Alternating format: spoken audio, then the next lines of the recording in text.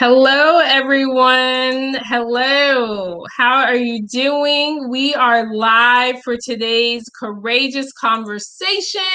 We are starting a few minutes later because we were having some technical difficulties, but I am going to make sure that all is well because LinkedIn was not being our friend today, but I think we are going to be good now and we will get started. All right, I see that we are live on Facebook again. Let's see if LinkedIn is, yes, we are live on LinkedIn too. So thank you. Hello, welcome to today's courageous conversation. I am excited to be with you here today. This is going to be our third conversation, and this is actually going to be the second conversation in the I Am Not My Hair series. And so I want to go ahead and introduce you to our special guest today, Ebonye Bryant. She is a phenomenal person. She is a friend, a former co-worker, and she really is a gem who is helping to change the world. And I'm going to allow you to say she's laughing at me in the background. I'm going to allow her to say a little more about herself and just what she does and how she's helping students on their journey. So welcome, Ebonye. We're so happy to have you on today.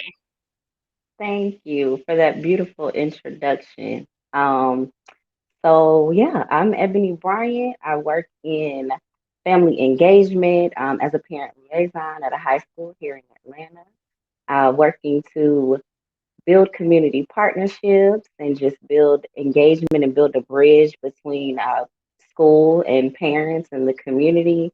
And I absolutely love working with kids and just providing an open door and giving them an outlet and engaging with families as well and creating resources and opportunities for them.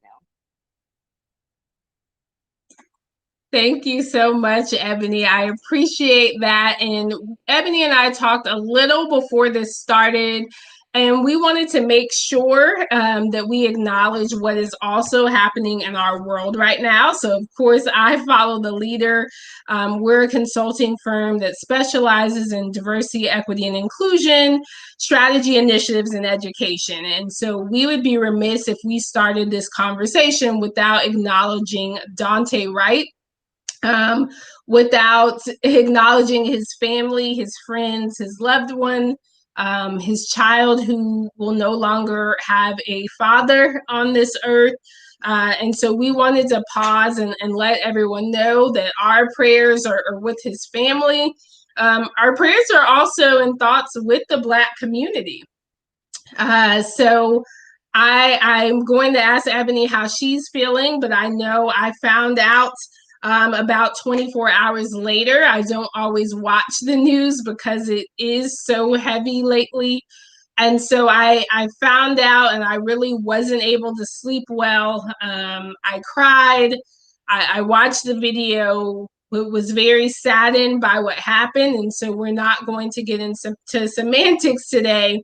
But we are going to acknowledge the life that was lost, the life that was lost too soon. And this is why these conversations are so important, because we need to ensure that people's biases are not coming into their jobs. And so while it seems like a police officer or maybe a fireman or a doctor, it's life or death, we also need to acknowledge that whatever workplace you're in, whether it's a school, whether it's a corporate office, how you treat people and your biases and your knowledge of your biases really matters. So I just want to ask you, Ebonye, how are you doing? Do you have any thoughts you'd like to share? Um, I mean, it's sad that this is, so continuous and, every time we turn around, something else is happening to a child of color, a woman of color, a man of color. And for me, it's a lot to digest for myself, but it's a lot to digest when you work with students because they, they can't turn a blind eye to what's going on. And I have to, provide an ear for them to to try to understand how they're processing everything emotionally with everything else that's already on their plate. So I think for me, my heart aches for them. And sometimes it's really hard to have those challenging conversations with them so that they are aware of everything that's going on, but so that they also have a platform to talk and to just let everything out and, to be themselves and to express how they feel emotionally, which is hard for them sometimes. Thank you. And I'm so glad you're there for them. This is why it's really important that whether we're in the school system, a university, or a nonprofit, that we have people that reflect the population of the students or the community members or those we're serving. Because sometimes you do need to go to someone who looks like you, who has a Black mother, and say, wow, how are you doing? What can I do? How do I process this? And so I'm glad that they have you. I want to encourage those who may be in workplaces where you don't have that safe space to keep trying to encourage your workplace to have these courageous conversations. Keep pushing.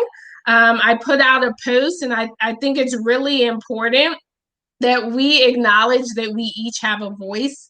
And I know some of us aren't as comfortable talking, but you can let your leadership team know, hey, we need to create more safe spaces. We need to have more conversations.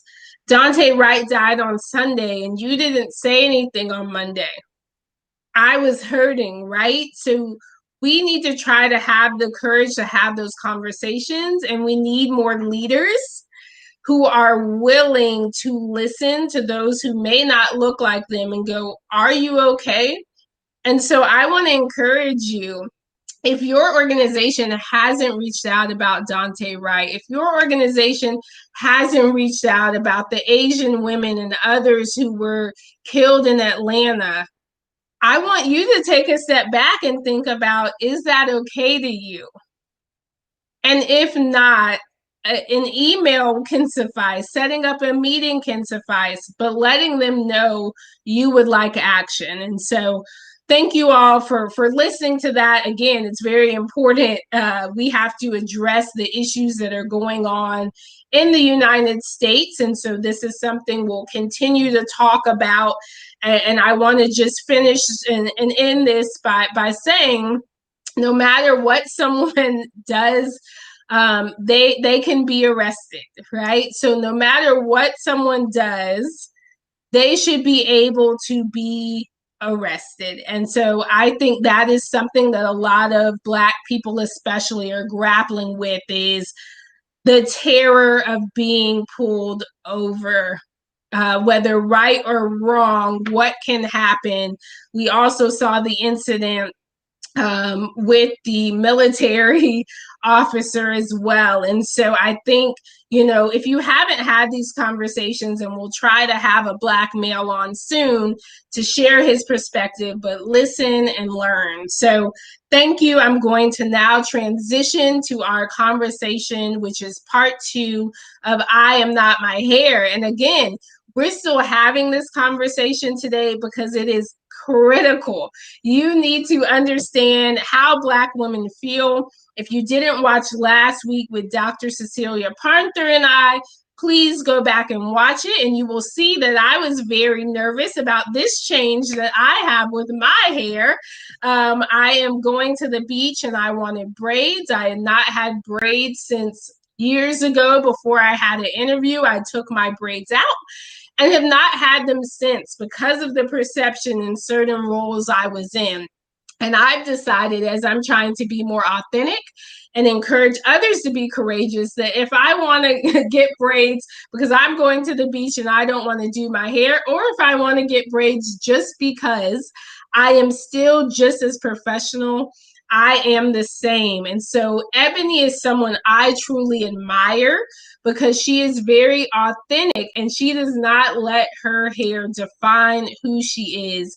And so, Ebony, I'd love for you to tell us a little more about your hair journey, and about letting your work do the talking. Wow. Okay. So my natural hair journey started. I got my last relaxer April of 2004. Um, and for me, I had, some role models, and I had women in my life who were natural. And one being my aunt, Tanika, who, just always, she stood out to me, and she was just so well spoken and so put together. And she was a planner, and she was the first person in my family since I had been born that I actually, saw go off to college. And she attended a HBCU, and she rocked her natural hair, and that was just beautiful to me. And I always admired her. And then I was fortunate enough, my 11th grade English teacher, Miss Miller, who I met my freshman year of high school. And for me, she was just someone that I absolutely needed in my life because she rocked her natural hair, and it was twists and it was braids or an afro, but she still showed up every day, and she pushed me, she challenged me, she never let me settle. And that, at the time, I may not have known how impactful it would be for me along my journey, but that's something that I always look to as a reminder to show up, be my authentic self, but still, your work is going to speak for itself. So be you, be unapologetically you, but show up, do your best, give your 100%, and everything else will speak for itself. So, I went natural, completely natural for my high school graduation, went throughout college rocking my natural hair, and attending an HBCU. I never felt like I had to, confine or be structured, or my hair always had to be straight. I always, wore braids, and now it's twists and it's faux locks and it's, my natural curls, and you're gonna get it all because I love hair. I feel like it's, one of my greatest forms of free expression. So I'm just gonna, do me. Awesome. Thank you. And can I say your hair is beautiful in all its forms. Check Ebony out. I love it. And I want to touch on this, right? Because I think this is important. We went to similar high schools. So for anybody who's watching from Georgia, I went to Dunwoody, Ebony went to Chamblee. We did not know each other until much later in life. But then you went to a HBCU. I went to Georgia Tech, right? So again, very small Black population. And so I'd love for you to talk about, and thank you those, I want to stop. Thank you those who are watching. So Sherette reached out, Ebony, she said she loves you. I love it. Francis has asked a question. And so if you have questions, please put them in the chat. Please let us know also where you're watching from. We would love to know that. And we will get to those questions soon. So wanted to pause to acknowledge that. Thank you. You have some friends watching, and please continue to use the chat. Let us know where you're watching from and send any questions that you have. So Ebony, I would love for you to talk about this because we've talked about this a lot, but how did going to an HBCU help to further that self-expression, and what is quote unquote good hair, or what is good, what is professional? How did attending a HBCU assist with that? So first off, shout out to my HBCU, the Tennessee State University. Um, and for me, so I knew since I was in the eighth grade that I was going to attend TSU. But I had always attended, very mixed schools, predominantly white schools. I remember being my kindergarten class only had three Black students in it. Um, so for me, coming from such diverse environments, which I'm absolutely grateful for having those experiences and having friends from other backgrounds.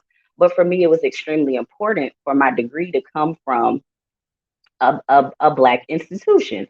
So attending TSU, I never felt like, I went to class, I did presentations, I, had to show up, I had to do the work, but I never felt like okay, I have a presentation today. I can't wear my natural hair.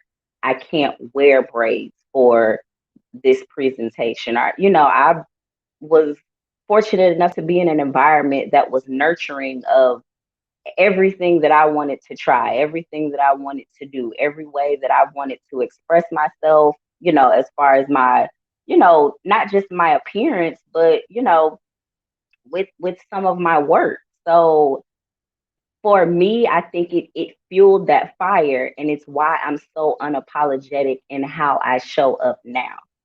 My ability to, not worry about what others think or not worried about who's uncomfortable with my hair.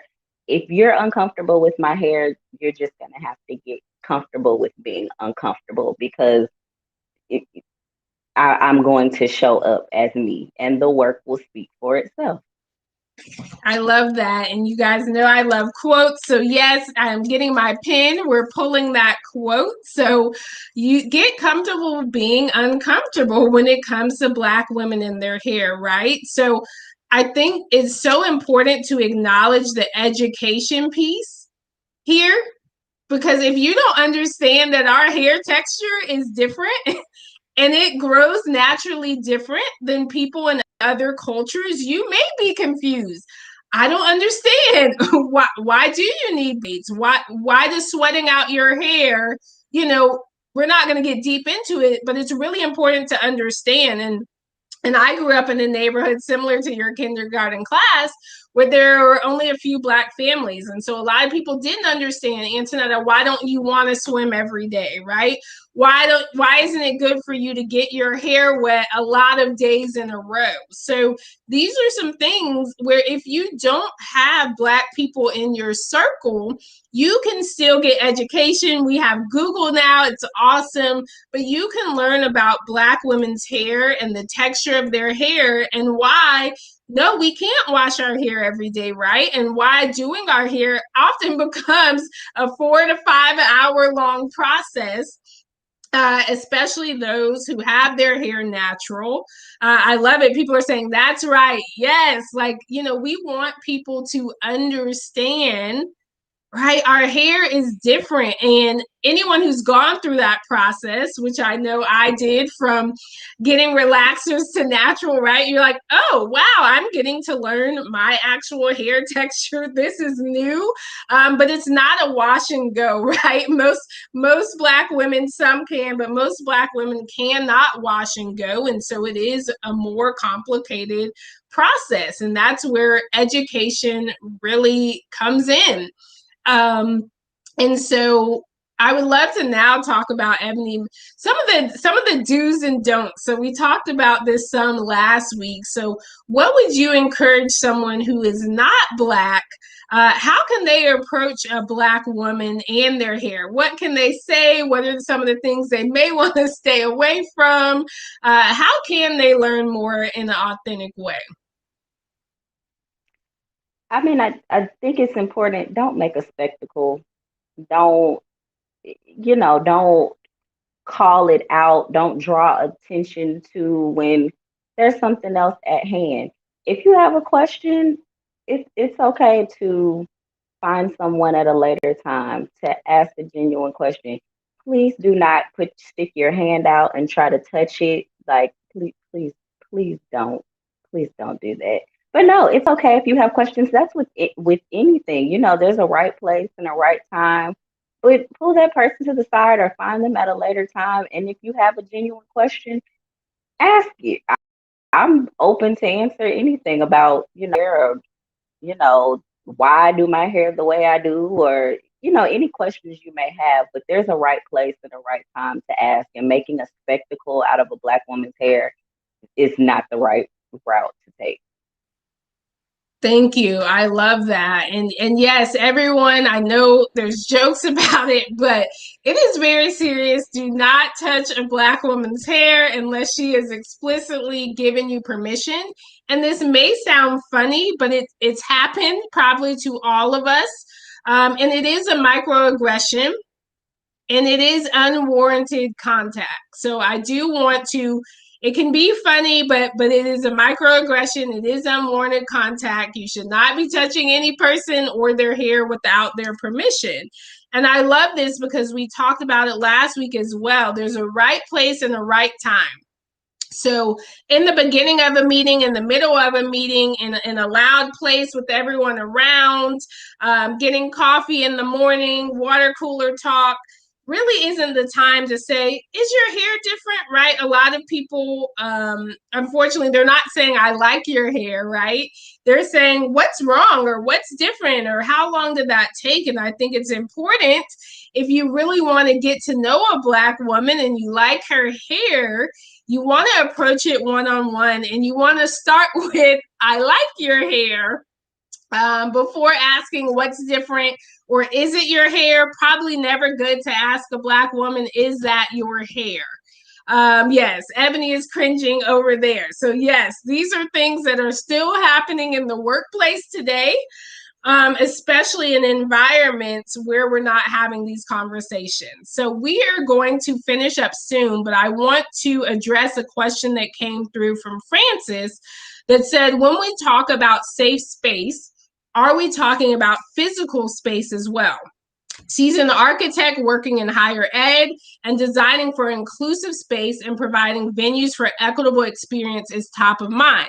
What types of spaces and places should we be advocating for? And I love that, because when we talk about DEI, a lot of people stop at race or gender. And you also want to think about age, you want to think about disability, right? And so I think it's so important when we are creating spaces that we are thinking about every type of person that may come into that space and can they feel they belong. And so that may be looking at making sure it's handicap accessible, and maybe ensuring that you actually have signs. And a lot of people look at me and go, I never thought of that. But having signs, everyone is welcome, right? Because everyone is not welcome in every space. It may be ensuring that you have different types of bathrooms, right? So you may have a family bathroom, you may have unisex bathrooms as well. And so I think that's so important and a great question, Francis, when we're talking about inclusivity. You know, it's not race, it's not just race, it's not just gender, it's not just age. It's also disability, it's sexual orientation, it's religion. So ensuring, if you're creating spaces, do people feel they belong? And obviously, historically, and there's systemic reasons behind this, there are a lot of spaces where people feel they cannot safely go. And so, Ebony, I don't know if you have anything you want to add to that about the education field and how to create some of those safe spaces physically as well. No, I mean, I think touched, you pretty much touched on everything. I think it's my situation is a little more unique demographically than know what it was when you and I both went to school. I am in a space where I work with predominantly women of color. So, that there's a level of comfort. I feel like I'm in a safe space. In the space that I'm in now, I've definitely had previous work situations where it may have been different. But speaking to my current situation, there's a different level, that I feel right now. So I think you touched on everything. Thank you, Ebony. And the last thing I want to add is also mothers, right? So ensuring the mothers who may be nursing. When we go to most buildings, there isn't a space where a mother is nursing can safely nurse. I've been in workplaces as well, even places that had medical environments and environments like that. And so you would think very inclusive, but they didn't have a place for a new mother to nurse. And so she had to nurse in someone else's office. And so when we're creating these spaces, is there a space for everyone to belong? And what's a way you can ensure that? Well, if you have diversity on your leadership team, if you have diversity on the architect team that's planning, if you're going out into the community before you're starting to build, right? And I think that's important to acknowledge before you lay the groundwork. Doing that research and getting to know the space is so important. And I want to also acknowledge what Ebony said about she's able to be in a space where people look like her. And so for those who aren't in a space like that, I want to encourage you. It's going to be a little more work, but you can still get to know each other and your cultures and your backgrounds. So, Ebony, I want to allow you to share any last thoughts, and I'm going to put it for your students. If your students are watching or going to watch this later, what do you want to tell them about their hair and beauty and the workplace? I would just tell them be unapologetically you. Get to a space where you're confident, get to a space where, you know, what you're doing is going to speak for itself, but that you're comfortable enough to show up every day as your genuine self. It may be challenging, it's going to be a little harder in on some days or in certain places, but the more that you can stay true to yourself, the easier it'll be throughout the rest of your life. So if you learn that earlier and you build that confidence earlier, it'll make for a smooth transition throughout your later years. Awesome. Thank you, Ebony. I really appreciate you coming on today. As Ebony said, for those watching, be unapologetically you. Get to a place where you can be fully confident being yourself. And I want to encourage everyone to keep doing the work. So, Ebony, wow, this was amazing. I really appreciate your time today. And we hope to have you back on again one day because this was really powerful and I appreciate it.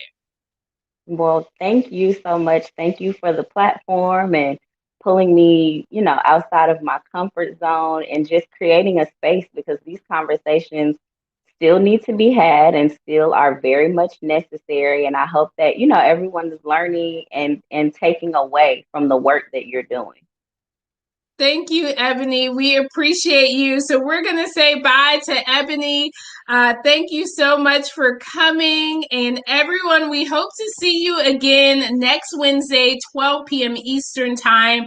We are going to have Chief Diversity Strategist Stacey A. Gordon on. She just published a book all about unconscious bias. So I am so excited to dig into her. She's going to be telling us some about the book, but also when she first knew that being Black meant she would be treated differently. So you are in for a treat. If you want to be invited or want to learn more, go ahead to I Follow the Leader. You can follow us on LinkedIn and Facebook, and we will actually be putting out the event invite for next week later today. So thank you. And as Ebony said, be unapologetically you. And we encourage you to keep having these courageous conversations, courageous in quotes, because our hope is that one day these conversations will no longer be courageous. They will be commonplace. Hope to see you again next week.